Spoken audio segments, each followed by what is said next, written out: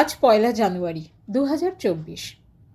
সময় যেন ঝড়ের গতিতে এগিয়ে চলেছে। আজ যে বালক, কাল সে যুবক। ধাপে ধাপে জীবনে চলার পথে এগিয়ে পৌঁছে যায় বার্ধক্যে। সমাজের সমস্ত প্রবীণ মানুষদের সশ্রদ্ধ প্রণাম জানিয়ে আমি ডাক্তার পুষ্পাঞ্জলি বসু আবার এসে গেছি একটা গুরুত্বপূর্ণ আলোচনা নিয়ে। সেই ছোটবেলা থেকে আমরা সবাই, আপনারা, আমি সবাই নানান ধরনের শরীর নিয়ে মিথ শুনে আসছি।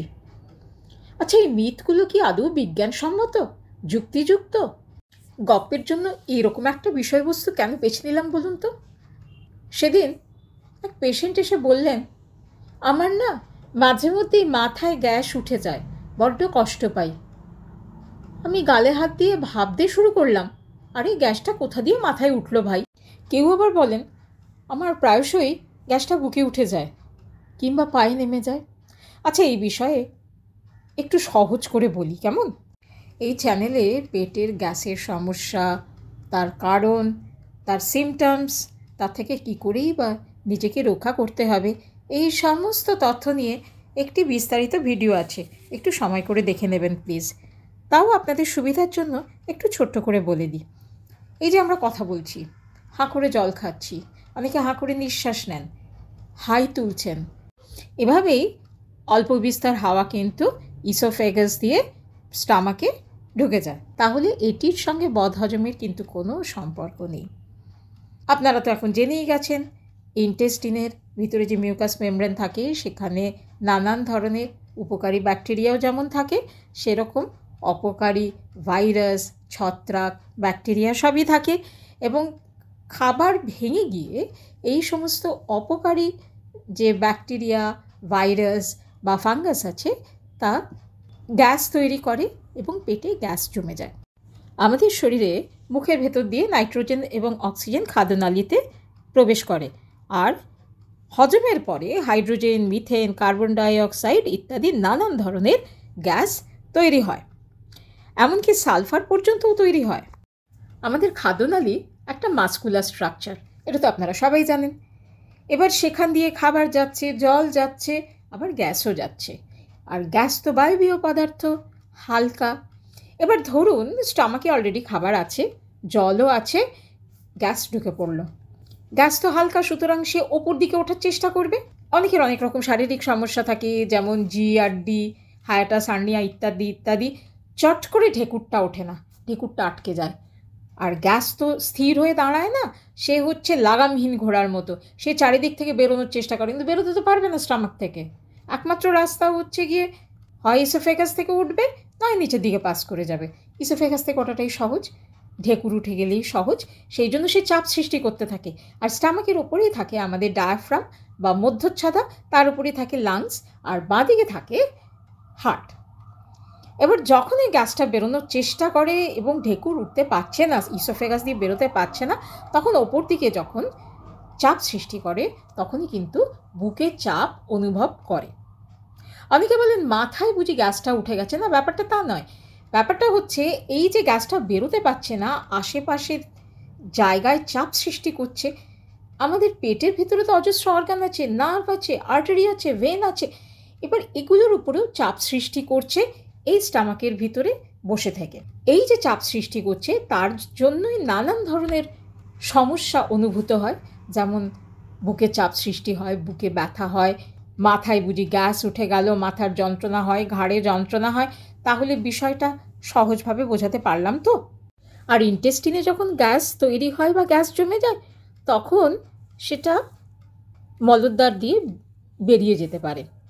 এবার যখন মলদ্বার দিয়ে বেরোতে পারে না, তখন ইন্টেস্টিনের আশেপাশে যে অর্গানগুলো আছে তার উপরে চাপ সৃষ্টি করে। আচ্ছা, ধরুন আপনার এই গ্যাসের প্রবলেম হলো, একটা সহজ উপায় বলি কি করবেন।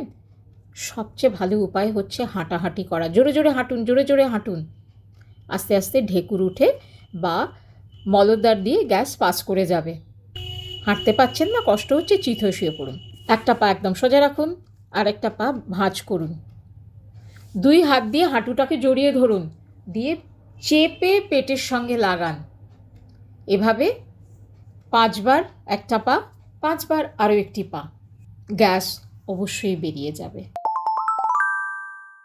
প্রায়শই বাচ্চাদের মায়েরা এসে বলেন, ডক্টর আমার বাচ্চা ভীষণ মিষ্টি খায়, মুঠো মুঠো চিনি খায়, চকলেটস খায়, সেই জন্য তো এত কৃমির সমস্যা। কি করা যায় বলুন তো? আগে জানুন তো কৃমির সমস্যা বিষয়টা কি, আদৌ মিষ্টি খেলে কৃমির সমস্যা হয় কি না, তবে তো তার সমাধানের পথটা ঠিক মতন খুঁজে বার করা যাবে। আচ্ছা, কৃমির সংক্রমণ কিভাবে হয়? জল ও খাবারের সঙ্গে কৃমির ডিম মানুষের পেটে চলে যায়। এই ডিম ফুটে লার্ভা তৈরি হয়, তা পরিণত হয় এবং শরীরের বিভিন্ন অঙ্গের ভিতরে এই কৃমিগুলি তাদের বংশবৃদ্ধি করতে থাকে। কীরকম? যেমন আমাদের ইন্টেস্টিন, আমাদের লিভার, হার্ট, শ্বাসনালী, লাংস, এমনকি ব্রেন, কোনো জায়গা বাদ যায় না। মায়েরা ভয় পাবেন না, কিন্তু শিশুদের ক্ষেত্রে যে সুতাকৃমি হয় সেটি কিন্তু মূলত খাদ্যনালীতেই বংশবিস্তার করে।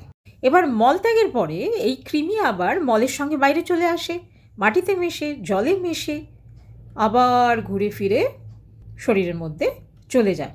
কৃমি কিন্তু অনেক রকম হয়, সাধারণত বেশি গুরুত্ব দেওয়া হয় সুতাকৃমি বা থ্রেডওয়ার্মের ওপরে। ছোট শিশুদের ক্ষেত্রেই এই সমস্যা বেশি দেখা যায়। এছাড়াও হতে পারে কেঁচো কৃমি, হুকওয়ার্ম বা হুক কৃমি, ফিতা কৃমি অর্থাৎ টেপ ওয়ার্ম, ইত্যাদি ইত্যাদি। না, এই বিষয়ে বেশি কিছু আলোচনা করছি না। এছাড়া যারা চাষের কাজ করেন, আমাদের দেশে কজন চাষি ভাই বলুন তো পায়ে গামবুট পরে নেন? একদমই না। চাষের জমির মাটি, কাদা, জল থেকে শরীরে প্রবেশ করতে পারে ডিম কৃমির। মরুভূমি অঞ্চলে অর্থাৎ বালিতে যে কৃমি হয় তার গপ্পটা আবার একটু আলাদা, আরেকদিন হয়ে যাবে সেই গপ্প না হয়। আমরা সাংঘাতিক রকমের স্বাস্থ্য সচেতন। প্রতি বেলায় খাবারের সঙ্গে আমাদের স্যালাড চাইই চাই।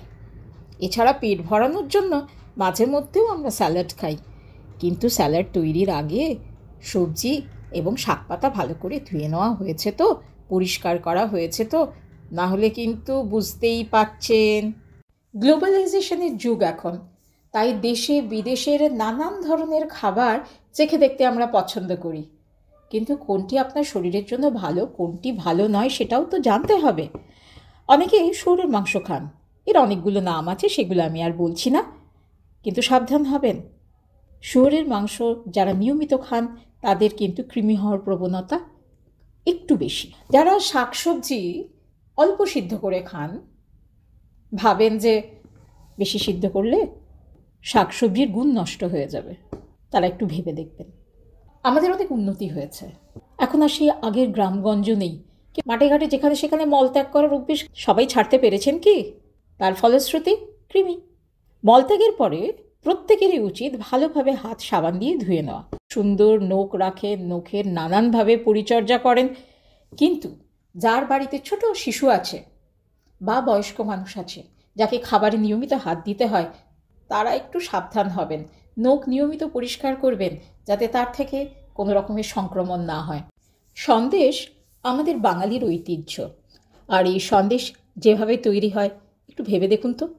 যতক্ষণ পাক দিচ্ছেন ততক্ষণ নিশ্চিন্ত, কিন্তু তারপরে যখন সন্দেশ ছাঁচে ফেলে নির্দিষ্ট আকার দেওয়া হয় তখন কজন মানুষ গ্লাভস পরেন? বাড়িতে ওয়াটার ফিল্টার বা ওয়াটার পিউরিফায়ার না থাকলে অবশ্যই জলটা ফুটিয়ে খাবেন। আচ্ছা, পুরো শুনলেন তো ঘটনাটা? কোথাও কি কৃমির সঙ্গে মিষ্টি খাওয়ার কোনো সম্পর্ক খুঁজে পেলেন? মৃগী রোগীকে জুতো শোকাও, কি অদ্ভুত চিন্তা ভাবনা! এখনও, আমি আবারও বলি, এখনও মৃগী রোগীদের জন্য গ্রামে গঞ্জে ঝাড়ফুঁক করা হয়, নাকে জুতো শোকানো হয়, ঝাঁটা পেটা করা হয়। কেন?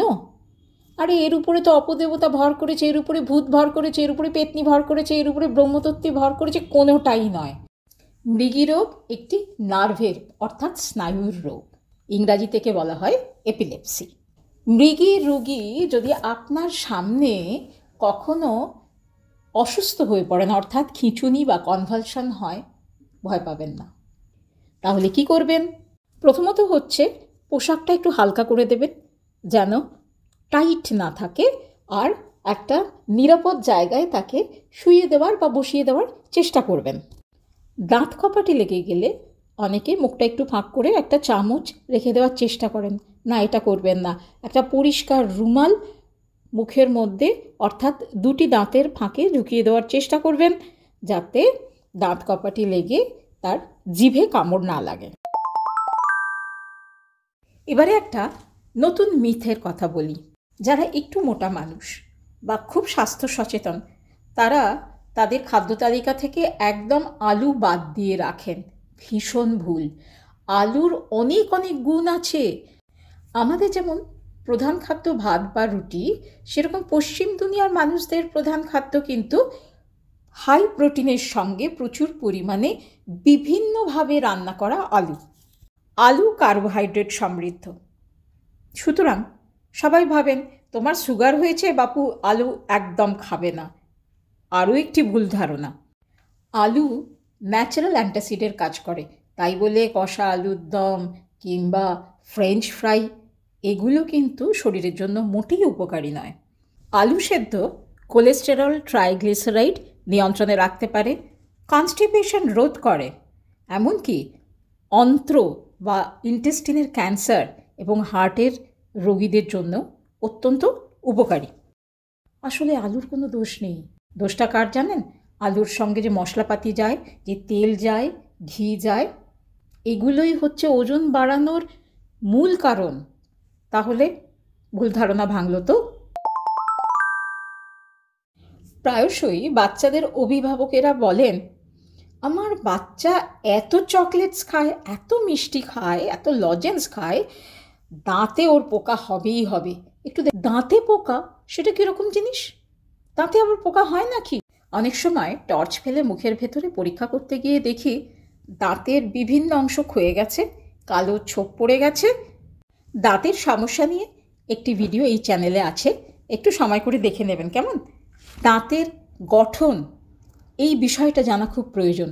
একেবারে বাইরে থাকে এনামেল, এবং এই এনামেলই আমাদের সর্বক্ষণ বাইরের সমস্ত রকম খাবার দাবার ইনফেকশন থেকে রক্ষা করার চেষ্টা করে, কিন্তু তাকে তো যত্ন করতে হবে। আপনি সারাদিন কাজে ব্যস্ত থাকেন, চিনি দিয়ে দুধ চা খান বা দুধ কফি খান, খাবারে যথেষ্ট মিষ্টি থাকে, কিন্তু খাবার পরে সঠিকভাবে মুখ ধোয়ার সময় পান না। তার ফলে কি হয়? দাঁতের ফাঁকে ফাঁকে খাবারের কুচি আটকে গেল, জীবাণু সংক্রমণ হলো। এই জীবাণু সংক্রমণ থাকতে থাকতে দাঁতের ক্ষয়ক্ষতি শুরু হলো। এছাড়া নিয়ম অনুযায়ী যে কোনো খাবার খাওয়ার 10 মিনিটের মধ্যে মুখ ভালো করে কুলকুচি করে ফেলা। আপনি মিটিংয়ে বসে আছেন, কি করে করবেন? খাবার পরে আমাদের যে কার্বোহাইড্রেট জাতীয় খাবারগুলো আমরা খাই, মিষ্টিগুলো খাই, সেগুলো ভেঙে যায়। ভেঙে গিয়ে নানান ধরনের অ্যাসিড তৈরি হয়, এবং এই অ্যাসিড কি করে? আমাদের দাঁতের এনামেলকে ক্রমশ ক্ষয়প্রাপ্ত করে। তাহলে দাঁতে পোকার বিষয়টা আপনাদের কাছে পরিষ্কার হলো তো? এটা আর কিছুই না, দন্তক্ষয় বা ডেন্টাল কেরিস। এরকম আরও অনেক অনেক অনেক মিথ আছে, ভবিষ্যতে আপনাদের সঙ্গে নিশ্চয়ই আলোচনা করব। ভিডিওটা যদি ভালো লেগে থাকে তাহলে প্লিজ সাবস্ক্রাইব করবেন, লাইক করবেন। আর আপনারা তো জানেনই, আপনাদের কমেন্টের অপেক্ষায় আমি থাকি। আজ বছরের প্রথম দিন, নতুন রেজলিউশন নিন, সুস্থ থাকবো, আনন্দে থাকবো, আর সবাইকে ভালো রাখবো। ওম শান্তি।